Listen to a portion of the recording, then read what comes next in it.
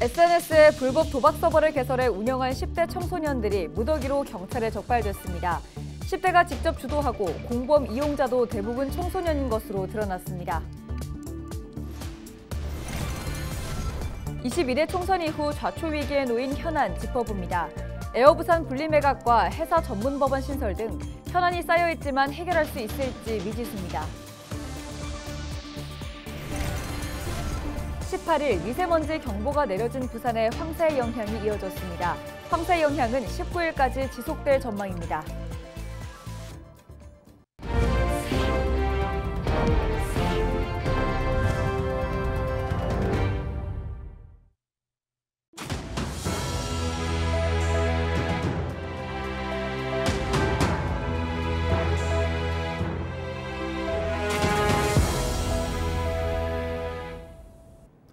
시청자 여러분 안녕하십니까? 헬로티비 부산 뉴스입니다. SNS에 불법 도박 서버를 개설해 운영한 10대 청소년들이 무더기로 경찰에 적발됐습니다. 10대가 직접 범행을 주도하고 공범은 물론 이용자 대부분도 청소년인 것으로 드러나 충격을 주고 있습니다. 보도에 김한식 기자입니다. 한 온라인 채팅창입니다. 대화방에 수십 명이 참여한 가운데 운영자가 최소 배당과 환전 금액, 개인 배당 등을 공지합니다. 공지가 완료되자 참여자들이 베팅을 하기 시작합니다. 게임용 사회관계망 서비스인 디스코드와 연동해 개설된 불법 도박 서버입니다. 그래픽이나 화면을 보여주는 일반 도박 사이트와 달리 이 도박 서버는 명령어를 통해 바카라 게임 등에 베팅하는 수법을 이용했습니다. 경찰 조사 결과 1,500여 명이 불법 도박에 참여했는데 80%가 넘는 1,000여 명이 10대 중고등학생인 것으로 드러났습니다.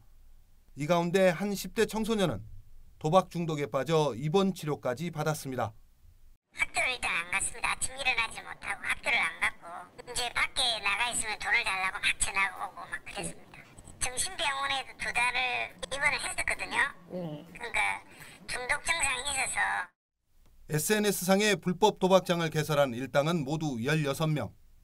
이 가운데 20대 운영자 A씨 등 3명을 제외한 13명은 모두 10대 청소년으로 드러났습니다. 10대 중학생 B군이 도박 서버를 제작하고 서버 관리는 고등학생 C군이 맡았습니다. 또 회원 관리, 환전책 등으로 14명을 끌어들였습니다. 이들은 또래 집단에 초대 링크를 보내 불법 도박 게임에 참여시켰습니다. 이런 수법으로 지난 2022년 12월부터 10개월 동안 1,500여 명으로부터 2억여 원을 송금받았습니다. 경찰 추적을 피하기 위해 중고등학생 명의의 은행 계좌를 사들여 이용했습니다. 특히 B군은 올해 초 자신이 경찰 수사를 받자 다른 대화방을 만들어 수사 내용을 파악하고 다른 사람이 도박 서버를 운영하도록 돕는 치밀함을 보였습니다. 대화방을 만들어 조사 내용들을 공유하고 성인 총책 A씨가 단독으로 도박 서버를 운영할 수 있도록 서버 관리 등을 지원한 정황이 확인되는 등 청소년이라고 하기에는 상당히 놀라울 정도로 경찰은 도박 사이트 운영에 필요한 웹 호스팅 서비스 가입 시 보호자 인증 절차와 청소년 명의 계좌의 비정상 자금 흐름을 추적하는 제도 개선을 관계기관에 요청했습니다. 경찰은 성인 운영자 A씨를 구속하고 도박 습관이 있는 청소년 96명은 재발 방지를 위해 경찰 선도 프로그램에 연계시켰습니다. 헬로티비 뉴스 김한식입니다. 헬로티비 뉴스에서는 산업은행 부산 이전과 글로벌 허브 도시 특별법 등 22대 총선 이후 좌초 위기에 놓인 부산 지역 굵직한 현안들을 짚어봤습니다. 이외에 주목해야 할 지역 현안들은 어떤 것들이 있는지 살펴보겠습니다. 스튜디오에 안수민 기자 나와 있는데요. 네, 안녕하세요. 네, 안수민 기자, 먼저 에어부산 분리매각부터 짚어볼까요? 네, 지역 시민사회에서 현재 가장 목소리를 높이고 있는 건 에어부산 분리매각입니다. 현재 대한항공과 아시아나항공의 인수합병이 추진되고 있습니다. 이와 함께 이들의 자회사인 저가항공사를 통합하는 방안이 추진되고 있는데요. 당초 이 통합 저가항공사 본사를 부산에 유치할 수 있을 것이란 기대가 있었지만 기업 측에서 인천을 허브로 삼겠다는 입장을 밝히면서 시민사회가 들끓고 있습니다. 특히 가덕신공항의 성공적인 개항을 위해서는 이 거점 항공사가 필수적인 상황인데요. 이 때문에 에어부산을 분리 매각해서 부산에 남을 수 있도록 해야 한다는 주장입니다. 네, 이번 총선에서도 이 문제가 지역의 주요 화두가 됐었죠. 네, 맞습니다. 시민사회는 총선에 출마한 부산 지역 후보들에게 에어부산 분리 매각을 공약화할 것을 촉구했는데 이 부산 지역 국회의원 당선인 중에 12명이 실제 이를 공약화했습니다.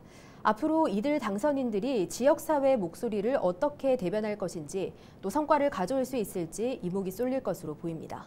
네, 그리고 해사 전문법원도 현재 이슈입니다. 신설도 신설이지만 부산에 설립해야 한다는 목소리가 높은데요. 현재 어떻게 진행되고 있습니까? 네, 이 해사 전문법원 신설은 윤석열 대통령의 공약이기도 합니다. 이 관건은 해사법원을 어디에 설치하느냐인데요. 부산을 비롯해서 인천과 서울 등에서 저마다 자신들의 지역에 유치해야 한다는 목소리를 높이고 있고 국회에서 발의된 법안 역시 각각의 지역구에 법원을 설치하자는 내용이 담기면서 논의가 중단됐습니다. 이 쟁점 법안인 만큼 21대 국회 남은 임기에 처리되기는 어려울 것이라는 전망이 나오고 있는 상황인데 이럴 경우 법안이 자동 폐기되고 22대 국회에서 다시 입법 절차를 밟아야 합니다. 새롭게 국회에 입성하게 된 당선인들이 부산의 해사법원을 가져올 수 있을지도 관심이 쏠립니다. 네, 이외에 부산에 원전이 위치하고 있는 만큼 고준위 방사성 폐기물 관리 특별법도 지역 현안이라고 할 수 있는데요. 현재 사용 후 핵 폐기물은 발전소 내 수조에서 임시로 저장을 하고 있습니다. 하지만 2030년부터는 이 저장 공간이 포화 상태가 될 것으로 예상되면서 처리 시설 마련이 시급한 상황입니다. 국회에 관련 법안이 발의돼 있지만 법안 처리가 미뤄지면서 계류되고 있는 상황인데요. 이 부산의 입장에서는 법안 통과가 늦어질수록 사용 후 핵연료를 떠안고 있어야 하는 기간이 늘어나는 만큼 불안함도 이어질 수밖에 없을 것으로 보입니다. 네, 21대 국회 남은 임기 동안 국회의원들이 제 역할을 다 해줘야 할 것 같습니다. 또한 22대 국회의원들의 어깨도 굉장히 무거울 것 같네요. 지금까지 안수민 기자와 이야기 나눴습니다. 고맙습니다.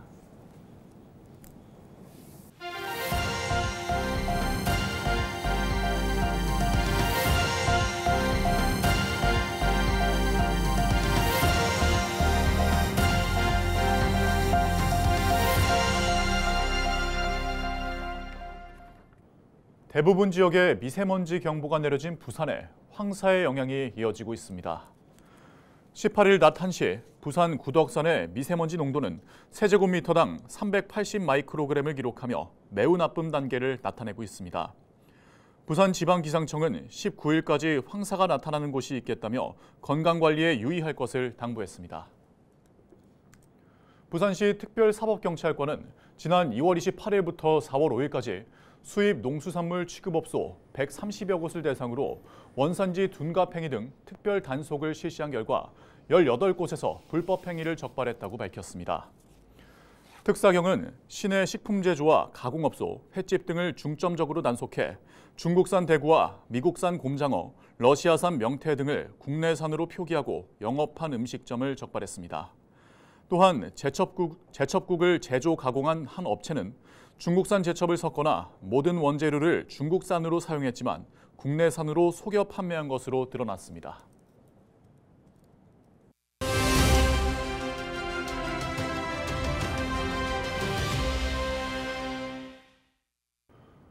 경남에서 처음으로 길고양이 공공급식소가 창원에 문을 열었습니다.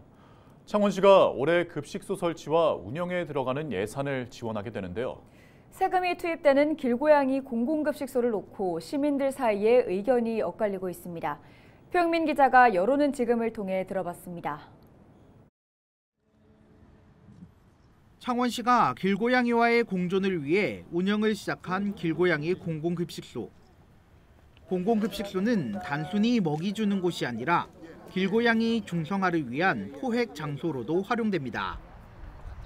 창원시는 올해 3천만 원을 들여 공원과 아파트 등 50곳에 공공급식소를 설치 운영하기로 했습니다. 하지만 공공급식소를 바라보는 시민들의 시선은 엇갈립니다. 시민들은 공공급식소가 길고양이의 체계적인 관리에 도움이 될 것으로 기대했습니다. 평소에도 길고양이 문제로 약간 골머리를 앓고 있었는데 이런 급식소가 생겨서 조금 그런 문제들이 해결되지 않을까 생각합니다. 길고양이 혼자 밥 못 먹고 있는 거 보면 불쌍했는데 좋은 취지라고 생각해요.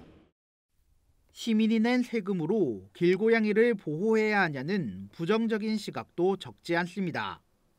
다 같이 내는 세금인데 원하는 사람도 아닌데 내는 건 좀 아니라 생각하고 이제 목적이 있는 사람들끼리 이제 후원이나 이제 기부 같은 걸 통해서 이제 하는 걸 맞다고 생각합니다. 그냥 평소에 사람들이 그냥 밥 주는 것도 있고 창원시에서 굳이 그렇게 해줄 필요는 없을 것 같아요. 길고양이 공공급식소의 효과를 지켜보면서 개체 수를 줄이는 다른 방안을 마련해야 한다는 지적도 나왔습니다.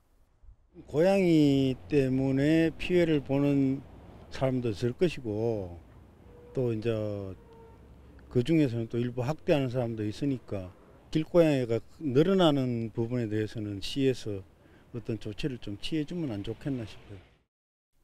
캣맘들은 무분별한 민간급식소를 정리해 주민 갈등을 줄일 수 있는 사업이라며 지속적인 지원을 당부했습니다.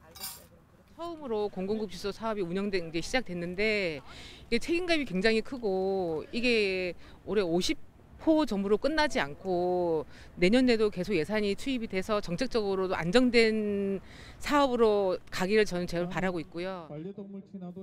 이제 첫걸음을 뗀 길고양이 공공급식소를 놓고 시민들의 찬반 의견이 팽팽히 맞서고 있습니다. 헬로티비 뉴스 효영민입니다.